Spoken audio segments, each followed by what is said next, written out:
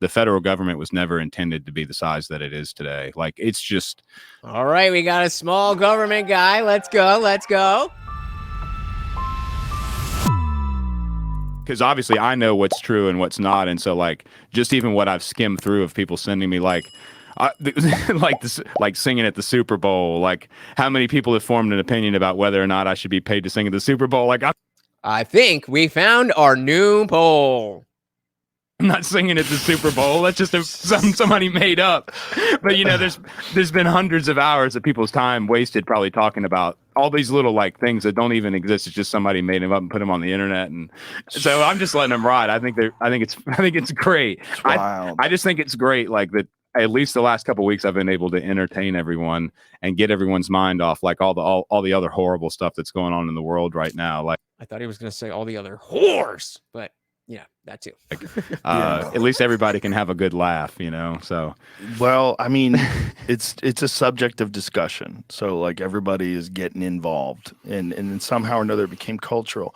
And then there was Dwight from The Office. Oh yeah, he chimed in that if he was going to write a cultural anthem, did you guys hear about this? Where what is his name? Rainn Wilson weighed in on this. Come on, he say something like he wouldn't write about overweight people on welfare. He would write about billionaires and their taxes. Yeah, there's nothing funnier than millionaires talking shit about billionaires. Exactly. There's nothing funnier about millionaires pretending these billionaires are out of touch. Oh yeah.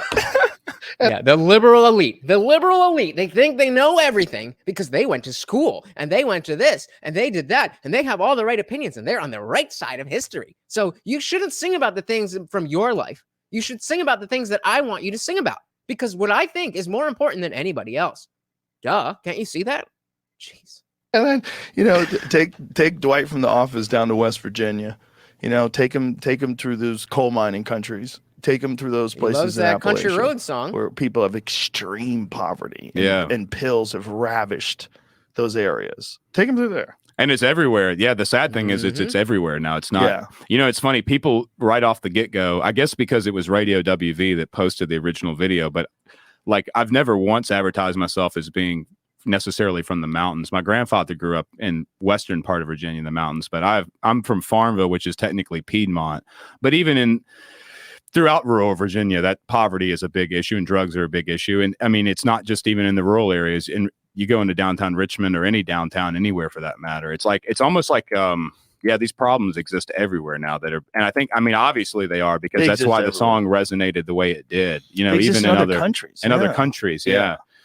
Well, people are tired of being with, and it seems like people in power always for people. Bingo. And it's really that simple, right? Like it's just people are tired of being messed with. People are tired of it. And everybody who says that they're here for you, they're here to help, they're here to do this, they're always looking to line their own pockets. Finally, we have somebody who's like, hands off. I don't want any of that. I just want to sing about what I care about, and what I care about happens to be what you care about. Let's be friends. I think it's a natural inclination that human beings have, and I think the founding fathers of this country recognized that when they set up our government. They set up our government to protect it against tyranny. And they did it by having all these different branches of government, and they're all coordinated, and there's a lot of stuff that keeps people from just running it the way they want to run it, like a king. Well, I mean, I'm certainly I'm no professional historian, but my understanding is that the federal government was never intended to be the size that it is today. Like, it's just.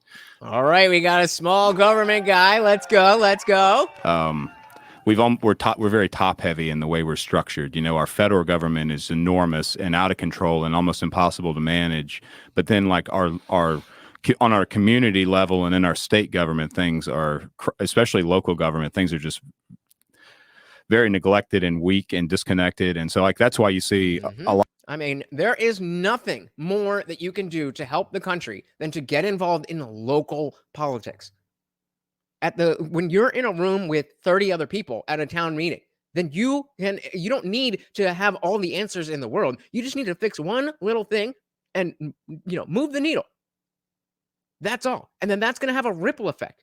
You get more people who are going to be presenting better ideas. Then you're going to have better people who represent your larger area, your county, your state, and so on and so forth. Get involved in local politics.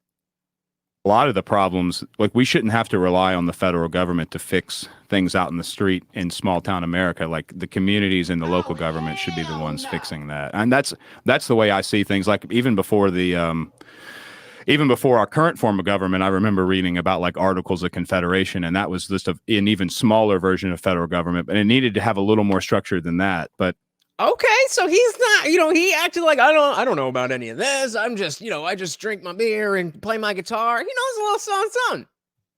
Even from day one, it seems like the federal government's never supposed to be the size that it's gotten to. Like that's a good argument if the country didn't get to the size that it got. The problem is... I disagree with you, Joe. I think it's well, first of all, it's not an argument. It's just a statement of fact that the federal government was never meant to be this big. But also, I think it does make sense for the federal government to grow in size as the population does. But it hasn't grown. It's grown exponentially in relation to the population. So it's not like it's just gotten just enough bigger to just... How do you say that? Just big enough, bigger enough? Whatever, you know what I mean? It's not like it's only gotten to the size that we need it to keep up with the population. It's gotten way, way, way bigger. Just enough bigger. Yeah, like, what? You can't have, like, 30 people running well, no, you can't. 300 billion people. But I think you could have more issues. So, like, I think it's almost impossible. It's almost impossible for states to be able to have the control to make the right decisions for the people in their areas when the federal government limits them in so many different ways. Hell yeah. It makes it impossible for the states to make the right decisions for their people when the federal government is getting involved. Again, that's, well, I mean, I guess that's an argument, but it's kind of a statement of fact in and of itself. I don't know anything about this, so I'm going to be talking out of my ass. But I would imagine they're probably low on funding too. There's probably a lot of issues, especially in places that are poor, because they rely on taxes from those people. Yeah. It's all very complicated, but the idea of taxing the rich being the way to fix all this, no, you're just going to give more money to the government, and they're not really good at doing stuff. I mean, would it be nice if rich people donated to fixing streets and schools and stuff like that? Yeah, for sure. Yeah, it would be. Good call. Also, fat people shouldn't be buying fucking fudge rounds with food stamps. Yeah, that's a fact. That's a fact. Also, that's not good. Yeah, and that's a funny. But also, that's a conversation that sort of got blown multiple ways. And really, I like to let a song be left up to the interpretation of the listener. But even with that, it's like, yeah, I would love to write a song about. Like I always thought it was funny to like when GM got bailed out of the recession after they made all these terrible. Before he goes over to that, it's talking about a song left open to interpretation. Like you were pretty straightforward in that song, bro, and worked out pretty well for you. So maybe a little bit of this, a little bit of that. Balance is in all things, right? Balance in all things. Terrible decisions. Like I never understood why I've never understood corporate welfare either to much of an extent. So I do understand the people making that argument. Well, the corporate welfare argument is you're going to lose a shitload of jobs. You can preserve those jobs, give those people a loan, they build back up, then they repay the loan. That's what they did, though. Yeah.